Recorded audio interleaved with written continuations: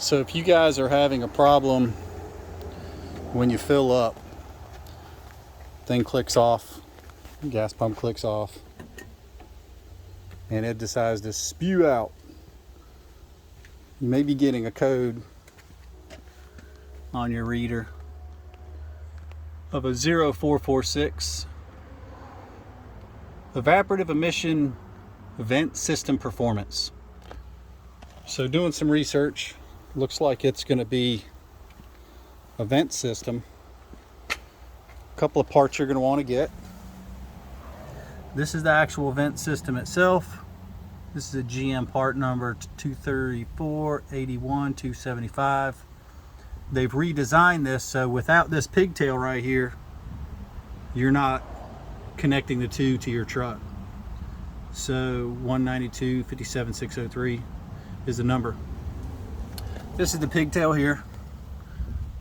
This part goes into your vehicle. This will go into the sensor. Now I've laid this out underneath of the truck just so you kind of see how it goes. So this is the way that it'll kind of be laid out underneath of the vehicle. So I'm going to climb under here and see if I can orient this for you guys. And we're looking from back to front, obviously. Just climb under. And way back in there, that rear connector connects to a charcoal canister. That is the charcoal canister. This is a 07 Avalanche. I've already disconnected it. It's one plug. It's kind of a pain in the neck to get to. You'll have to push it with one finger while you're pulling it with the other. But the new plug is just going to snap on there, so it's actually quite simple. And then once you come under here, if you'll spin all the way around, now we're looking at the back of the vehicle. And then we're going to go up. This is the gas filler all the way up into there. So this corrugated looking pipe, basically right there, that is the vent tube. All right, so that just basically goes up and it connects, just zip ties to these other parts, and it just sits up there as a vent up high.